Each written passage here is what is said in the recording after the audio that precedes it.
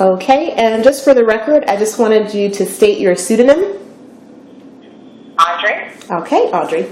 So I'm going to start with the basic interview questions. There are 10 of them, and we're going to start with number 1, and I'll ask you the parts underneath as well.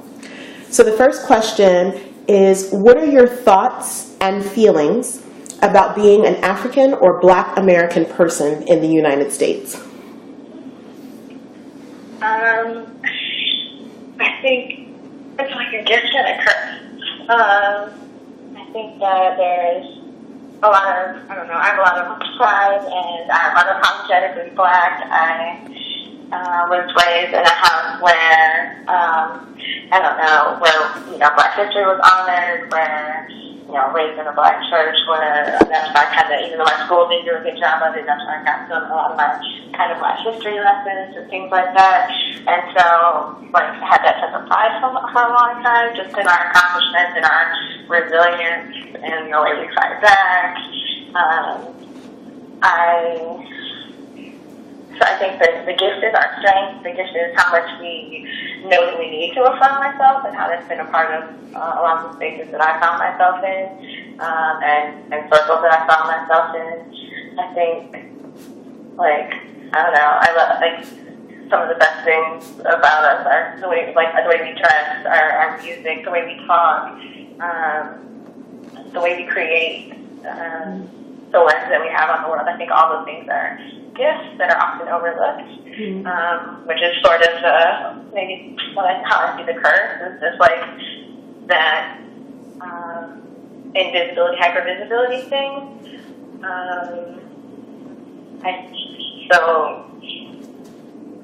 I think where the curse is how others see us, how others may be afraid of us or intimidated about us or want to control us so often. So the curse is sort of that constant struggle that we have to go through that I don't think I ever feel like I get to or we get to kind of escape from. A lot of work all the time to be Black, but also a lot of beauty in our Blackness. Okay. You mentioned this idea of invisibility and hypervisibility, and so I was wondering what that meant to you and if you could talk a little bit more about that.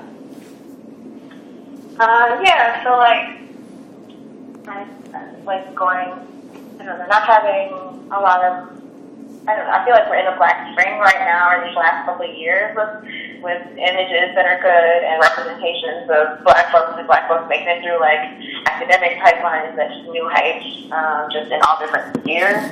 But as a whole, and except for these exceptions, there's not a lot of either coverage of Black people winning or love for those who do, or those stories and narratives aren't often, I don't think, told or praised, and the ones that are shown a lot are the negative and very few options for, I think we're given very few options for how we can be or what it is to be Black. When you look at TV, when you look at any, if I look at the offices that I move through or the systems that I work in, they're primarily white, and white folks have a lot of representation in different ways of being, but we don't.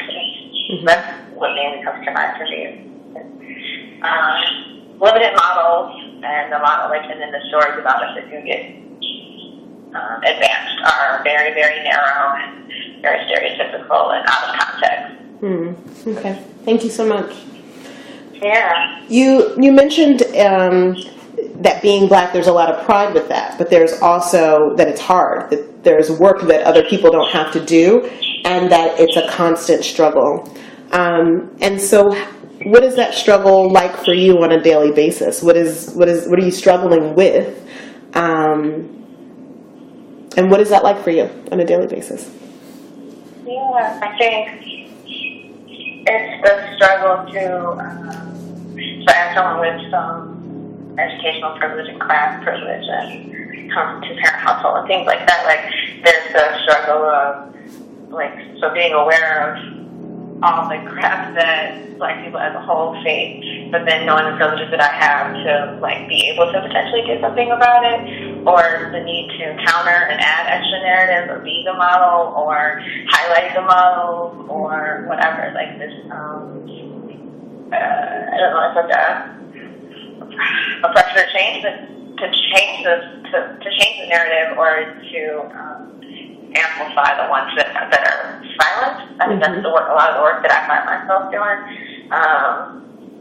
But I think for people, a lot of the people who I see and work with who have less of the class privilege, it's the literal struggle of having to go out of your way to like prove that you're worthy of a job that you're more than worthy of, or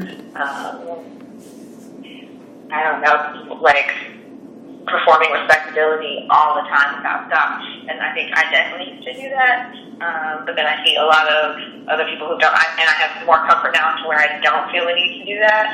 But I think that's a lot of work that a lot of Black folks are doing all the time, whether that's performing for other Black folks, or performing for other people of color, or performing for white folks, or, whatever the context is. But I think that's a lot of the work that happens. So it's almost putting on I don't want to say a facade, but putting your quote-unquote best face forward so that you don't amplify certain narratives that are put out there, as you said. Yeah, not getting feeling extra stress or pressure to not conform to some of the negative ideals, and to do something different, and not being given the freedom to just be all of the things that you might be, or feel all the things that you might feel, and do so publicly, whether they're, especially when they're rational. Okay. I'm going to ask you, we're going to move on to question number 2.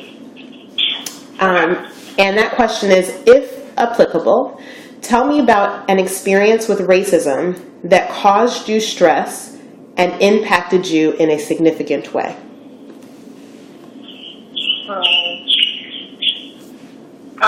This was one of the questions that when I skimmed the sheet last night, I thought about a broader thing, I guess, that I don't know. And I was trying to share the story or not, because usually when I see or hear questions about racism, people are asking about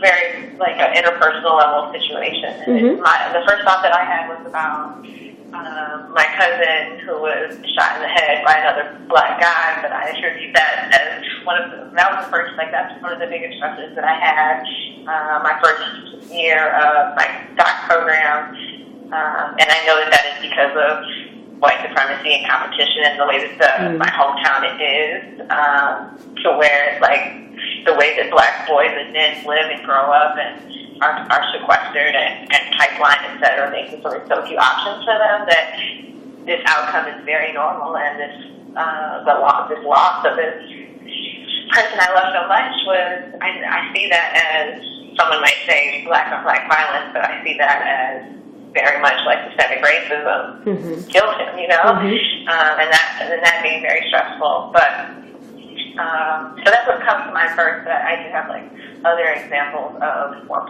interpersonal racism that's more along the lines of what you're looking for. No, I want you to, if you want to talk about that, that's fine. If you want to talk about the interpersonal, that's fine too. So go with what you're comfortable with. Yeah. Okay. Well, for this question, I think I would stay there and say that loss would definitely be the sort of race-related stress that came to mind.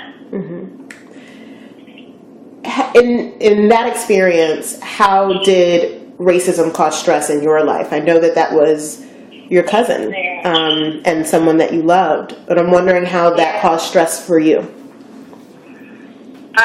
So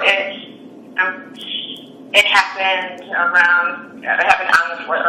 the day before July 3rd. Okay. And so it's right before my first ATA conference, and I'm in a different city where my university is, and I'm working on my first big presentations and things like that, and then this happens. And so It's like the grief itself. It's the